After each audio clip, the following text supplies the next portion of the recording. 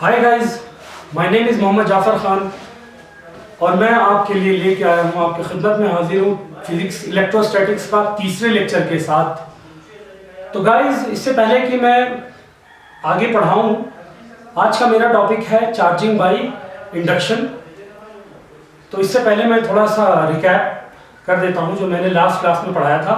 जिसने भी मेरी लास्ट वीडियो नहीं देखी थी तो प्लीज़ इसको देख लें, जिससे कि आपको बेटर अंडरस्टैंडिंग होगी। तो लास्ट क्लास में मैंने पढ़ाया था कि क्यों कोई body, why any body is charged, why any body is charged, ठीक है। और मैंने पढ़ाया था कि how to charge, how to detect charge on a body, okay. और तीसरा बताया था मैंने कंडक्टर्स एंड इंसुलेटर्स, ठीक है। तो मैंने बताया था कि किसी बॉडी के ऊपर चार्ज कैसे आता है, तो वो मैंने लास्ट क्लास में बताया था। क्विकली मैं इसको रिकैप कर देता हूं। मैंने देखा था कि कोई बॉडी के ऊपर चार्ज इसलिए आता है कि जब भी हम किसी बॉडी को चार्ज करते हैं with the by the charging of friction, by charging by friction, तो उसके ऊपर क्या होता है, एक बॉडी के ऊपर पॉजिटिव चार्ज आ जाता है और दूसरी बॉडी के ऊपर निगेटिव चार्ज आ जाता है। ऐसा इसलिए होता है कि एक इलेक्ट्रॉन ट्रांसफर होता है एक बॉडी से दूसरे बॉडी के ऊपर। इलेक्ट्रॉन एक यहां से यहां ट्रांसफर हो जाता है, तो इस बॉडी के ऊपर पॉजिटिव चार्ज आ जाता है एज ए रिजल्ट, और दूसरी बॉडी के ऊपर नेगेटिव चार्ज आ जाता है। For example, when we rub glass rod with silk, तो ग्लास रॉड के ऊपर पॉजिटिव चार्ज आ जाता है और सिल्क के ऊपर नेगेटिव चार्ज आ जाता है, क्योंकि एक इलेक्ट्रॉन ग्लास रॉड से सिल्क में ट्रांसफर हो जाता है। दूसरा, अगर हमें ये देखना है कि किसी बॉडी के ऊपर चार्ज है या नहीं है, तो वो हम कैसे देखते हैं, that is with the help of gold leaf electroscope, ठीक है, या कोई भी वो हमने बताया था आपको। क्विकली मैं जल्दी से आपको दिखा देता हूं यहाँ पे। तो गोल्ड लीफ इलेक्ट्रोस्कोप है, गोल्ड लीफ इलेक्ट्रोस्कोप। इसमें क्या होता है, एक ग्लास का जार होता है और जार के कॉर्क के ऊपर एक होल होता है, होल से एक रॉड अंदर आता है। रॉड के एक एंड पर गोल्ड लीफ लगी होती है और दूसरे एंड के ऊपर मेटल नॉब होती है। तो अगर हम कोई चार्ज बॉडी मेटल नॉब के कांटेक्ट में लेके आते हैं, मतलब इसको टच कराते हैं, तो क्या होता है, चार्ज बॉडी से मेटल नॉब में ट्रांसफर हो जाता है और फिर इस कंडक्टिंग रॉड में आ जाता है और फिर यहां से गोल्ड लीफ में आ जाता है। तो एज ए रिजल्ट ये गोल्ड लीफ क्या हो जाती है, फर्दर सेपरेट हो जाती है बिकॉज ऑफ रिपल्सन। तो इस तरह से हमें पता चल जाता है कि ये जो रॉड है वो चार्ज है या नहीं है। तीसरी, कंडक्टर और इंसुलेटर्स क्या होते हैं, मैंने बताया था कि अगर मैं पित्त बॉल है, इसको मैंने एक चार्ज प्लास्टिक रॉड के साथ या ग्लास रॉड के साथ बांध दिया। एक एंड पर ग्लास रॉड है, दूसरे एंड के ऊपर पित्त रॉड है। तो अगर यहां पर मैंने नायलॉन का थ्रेड लिया, तो आप देखोगे कि पित्त बॉल के ऊपर चार्ज नहीं आता है। ऐसा क्यों होता है, क्योंकि नायलॉन का थ्रेड अपने अंदर से चार्ज को फ्लो होने नहीं देता है। ऑन द अदर हैंड, अगर हम नायलॉन रॉड को हटा करके यहां पर कॉपर वायर लगा दें, तो पित्त बॉल के ऊपर पॉजिटिव चार्ज आ जाता है, क्योंकि कॉपर वायर क्या करता है, चार्ज को फ्लो होने देता है। तो as a result copper wire conductor है और आपका जो नायलॉन वायर है वो क्या है, इंसुलेटर है। तो कंडक्टर्स क्या होते हैं, जो अपने अंदर से चार्जेस को फ्लो होने देते हैं, और इंसुलेटर वो होते हैं जो अपने अंदर से चार्जेस को फ्लो नहीं होने देते। तो आज का हमारा टॉपिक है, तो हमने ये सारी चीजें देखी, लेकिन हमने लास्ट क्लास में देखा कि अगर हमारे पास कोई पॉजिटिवली चार्ज रॉड है और एक निगेटिवली चार्ज रॉड है, तो ये दोनों एक दूसरे को अट्रैक्ट करेंगे। लेकिन अगर हमारे पास कोई चार्ज रॉड है तो वो किसी अनचार्ज टाइनी ऑब्जेक्ट्स को अट्रैक्ट क्यों करता है? अगला क्वेश्चन।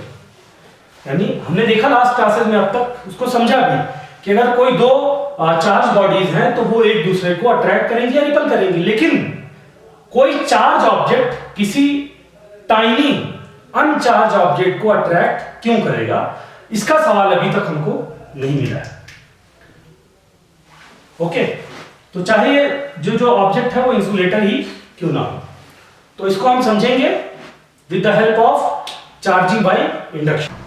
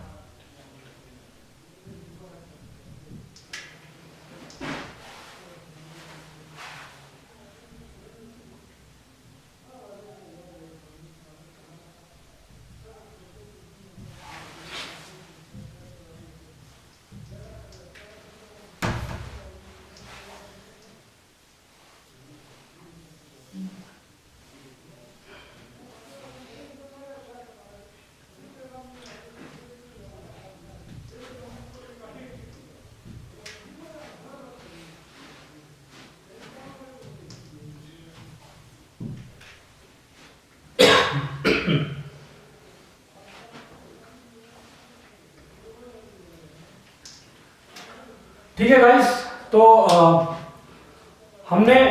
मेरा क्वेश्चन है कि अगर हम किसी चार्ज बॉडी को किसी अनचार्ज बॉडी जो बहुत हल्की हो, लाइट ऑब्जेक्ट्स हो, टाइनी हो, तो उसको अट्रैक्ट क्यों करता है? कोई चार्ज बॉडी किसी लाइट ऑब्जेक्ट्स को अट्रैक्ट क्यों करती है?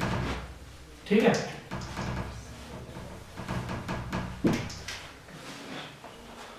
तो इसको हम समझेंगे with the help of charging by induction. क्योंकि अगर हम चार्जिंग बाय इंडक्शन समझ लेंगे तो हम समझ जाएंगे कि कोई चार्ज ऑब्जेक्ट किसी अनचार्ज लाइट ऑब्जेक्ट को अट्रैक्ट क्यों करती है।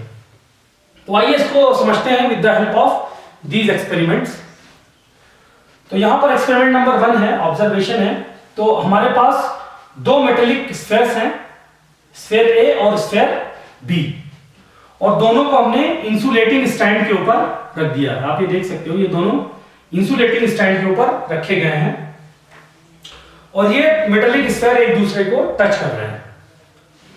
दूसरे केस में हमने क्या देखा कि अगर हम एक positively charge rod, let us से ग्लास रॉड, लेके जाते हैं इसके क्लोज में, स्फेयर ए के पास लेके जाते हैं, तो आप देखिएगा कि क्या होता है, स्फीयर ए के नियर एंड पर, this is the near and के ऊपर निगेटिव चार्ज एक्यूमुलेट हो जाते हैं और बी के रियर एंड पर यानी राइट वाले एंड के ऊपर पॉजिटिव चार्ज एक्यूमुलेट हो जाते हैं। ऐसा क्यों होता है?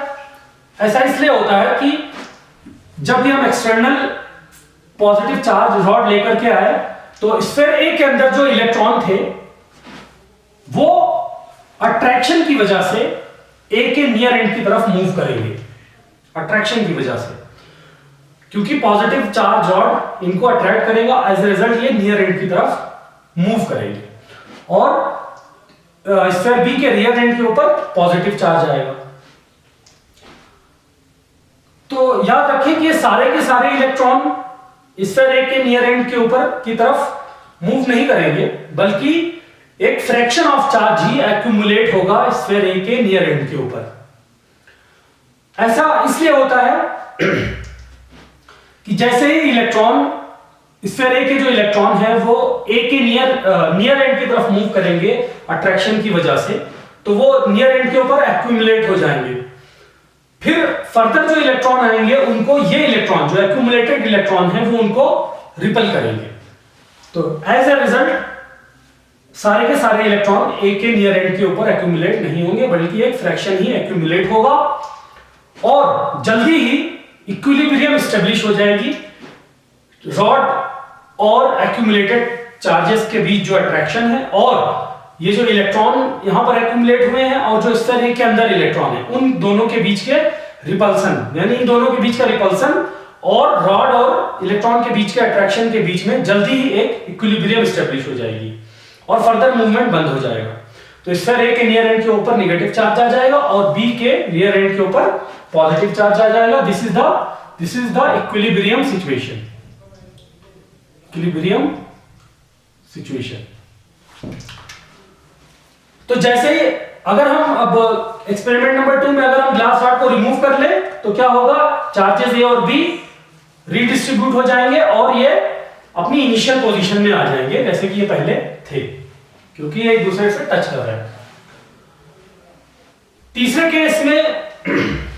केस में हमने क्या किया, अब हमने ग्लास रॉड को जैसे था वैसे ही रख दिया उसी पोजीशन पर और इन दोनों स्फीयर्स को थोड़ा सा सेपरेट कर दिया, हल्का सा इनके बीच में डिस्टेंस कर दी। पहले केस में वो दोनों एक दूसरे को टच कर रहे थे, यहां पर टच नहीं कर रहे हैं। इस केस में क्या होगा कि ये चार्जेस रीडिस्ट्रीब्यूट होंगे और स्फीयर ए और स्फीयर बी एक दूसरे को अट्रैक्ट करने लगेंगे, क्योंकि इनके बीच में हमने डिस्टेंस बढ़ा दी है। तो और चौथे केस में आप देखिए, चौथे केस में हमने क्या किया, ग्लास रॉड को जो पॉजिटिवली चार्ज रॉड था उसको भी रिमूव कर दिया और दोनों स्फीयर्स को फर्दर अपार्ट कर दिया और ज्यादा दूर रख दिया। तो इससे क्या हुआ, केस नंबर 4 में ग्लास रॉड हमने हटा दिया तो कोई एक्सटर्नल फोर्स नहीं लग रहा है स्फीयर ए और स्फीयर बी के ऊपर, तो इनके ऊपर जो चार्जेस जनरेट हुए थे, जो एक्यूमुलेट हुए थे, वो क्या होंगे, यूनिफॉर्मली डिस्ट्रीब्यूट हो जाएंगे स्फीयर ए के ऊपर और बी के ऊपर जो पॉजिटिव चार्ज हुआ था, पैदा हुआ था, प्रोड्यूस हुआ था, वो क्या हो जाएगा, यूनिफॉर्मली डिस्ट्रीब्यूट हो जाएगा। एज ए रिजल्ट अब ये ए जो स्फीयर है वो नेगेटिवली चार्ज हो गया और स्फीयर बी पॉजिटिवली चार्ज हो गया। एज ए रिजल्ट अब ये दोनों स्फीयर ए और बी एक दूसरे को अट्रैक्ट करेंगे। ठीक है, तो इस फिनोमेना को हम बोलते हैं charging by induction. Charging by induction यानी हमने स्फीयर ए और स्फीयर बी को चार्ज कर लिया by the help of charging by induction. हमने चार्जिंग बाय इंडक्शन से स्फीयर ए और बी को चार्ज कर लिया। तो चार्जिंग बाय इंडक्शन और चार्जिंग बाय फ्रिक्शन में क्या फर्क है, या चार्जिंग बाय कांटेक्ट में क्या फर्क है? चार्जिंग बाय कांटेक्ट और चार्जिंग बाय इंडक्शन में डिफरेंस ये है कि चार्जिंग बाय कांटेक्ट अगर आप करेंगे तो जो रॉड के ऊपर चार्ज था वो खत्म हो जाएगा क्योंकि वो ट्रांसफर हो जाएगा स्फीयर ए में, लेकिन यहां पर इस रॉड का चार्ज भी खत्म नहीं होगा सिर्फ, और ये दोनों स्फीयर्स भी चार्ज हो जाएंगे। तो हम अपने ये इनिशियल क्वेश्चन के ऊपर आते हैं कि क्यों कोई चार्ज बॉडी किसी अनचार्ज लाइट ऑब्जेक्ट को अट्रैक्ट करती है। फॉर एग्जांपल कॉम्ब जो है, अगर हम उसको हेयर से रब करें तो वो हेयर को, वो बिट्स ऑफ पेपर को अट्रैक्ट करता है, डस्ट पार्टिकल अट्रैक्ट करता है, या कोई भी चार्ज बॉडी किसी लाइट टाइनी, यानी अगर कोई ग्लास रॉड है पॉजिटिवली चार्ज तो वो पिथ बॉल को भी अट्रैक्ट करता है। तो ऐसा क्यों होता है? तो ऐसा भी आप इस चार्जिंग बाय इंडक्शन को देख के समझ ही गए होंगे कि ऐसा क्यों होता है। ऐसा इसलिए होता है कि जब हम किसी टाइनी ऑब्जेक्ट को, अगर हम किसी टाइनी ऑब्जेक्ट को किसी चार्ज बॉडी के पास लेके आते हैं, फॉर एग्जांपल ये टाइनी ऑब्जेक्ट है, तो क्या होगा, इंडक्शन की वजह से यहां पर नेगेटिव चार्ज प्रोड्यूस हो जाएगा और दूसरे एंड के ऊपर पॉजिटिव चार्ज प्रोड्यूस हो जाएगा। एज ए रिजल्ट ये जो टाइनी ऑब्जेक्ट है that will be attracted by the charge body. So now you got the answer. तो आइए चार्जिंग बाय इंडक्शन को और अच्छी तरह से समझने के लिए हम एक एग्जांपल का सहारा लेते हैं। एनसीईआरटी का एग्जांपल नंबर 1।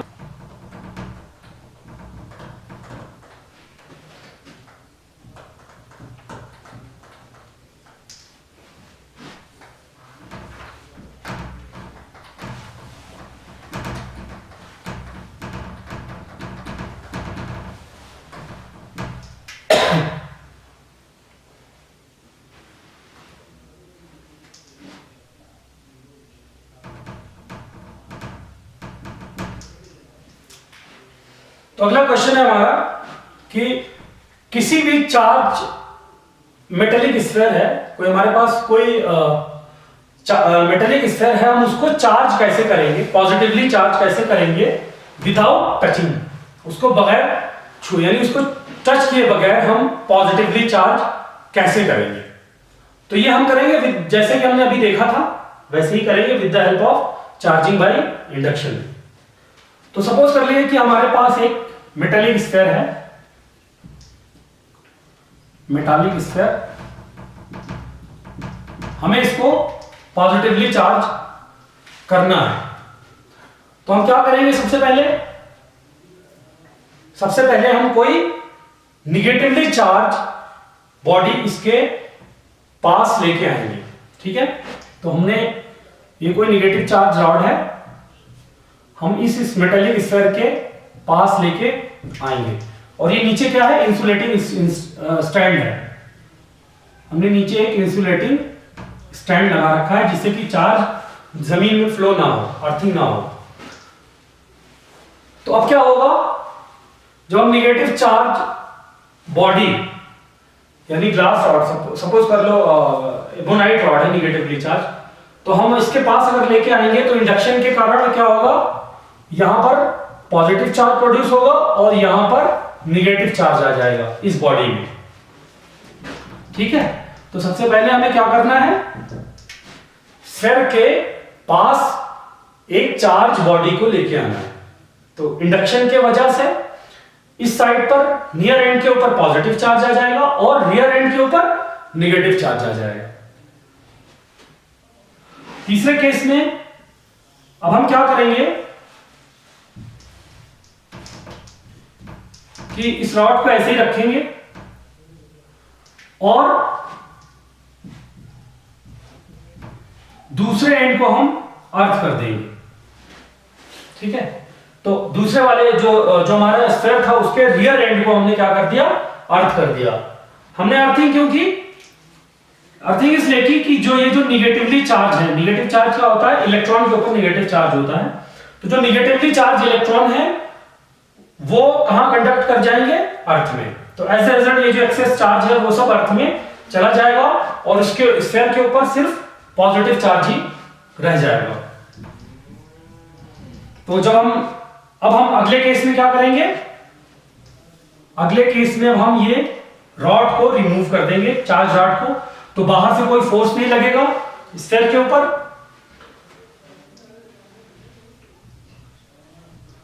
और अर्थिंग भी रिमूव कर देंगे, अर्थिंग को भी हटा देंगे। तो सिचुएशन कुछ इस तरह हो जाएगी और फिर क्या होगा, ये चार्जेस रिडिस्ट्रीब्यूट हो जाएंगे यूनिफॉर्मली। ये चार्जेस अगले केस में क्या होंगे, रीडिस्ट्रीब्यूट हो जाएंगे यूनिफॉर्मली, क्योंकि आपको पता है कि मेटेलिक कंडक्टर है, मेटेलिक कंडक्टर के ऊपर चार्ज यूनिफॉर्मली डिस्ट्रीब्यूट हो जाता है सरफेस के ऊपर। तो जैसा कि आप फिगर नंबर 5 में देख सकते हैं, एज ए रिजल्ट जो हमारा स्फीयर था, हमने उसको मेटेलिक स्फीयर को पॉजिटिव चार्ज कर दिया और उसको टच किए हुए बगैर। गाइस, अब मैं इससे पहले कि इस क्लास को खत्म करूं, इससे पहले मैं आपको एक प्रॉब्लम दूंगा, वो आप करें, घर पे सॉल्व करने की कोशिश करें और मुझसे डिस्कस करें। सवाल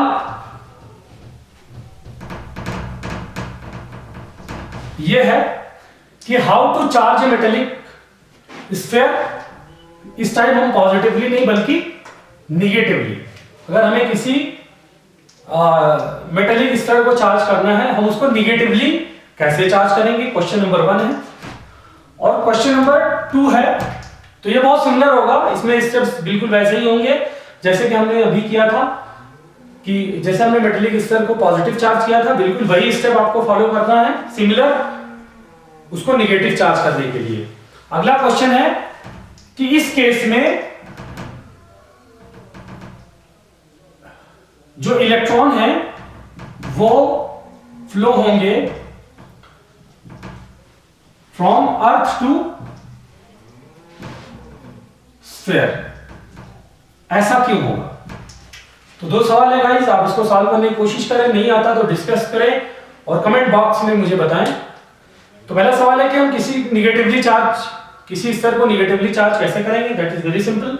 दूसरी चीज है कि अगर हम निगेटिवली चार्ज करेंगे तो जो इलेक्ट्रॉन है वो अर्थ से स्फीयर में फ्लो होगा, ऐसा क्यों होगा? ठीक है गाइस, तो मिलते हैं अगले लेक्चर में इन सवालों के जवाब के साथ। तब तक के लिए आपसे विदा लेता हूं। Thank you very much for watching the lectures.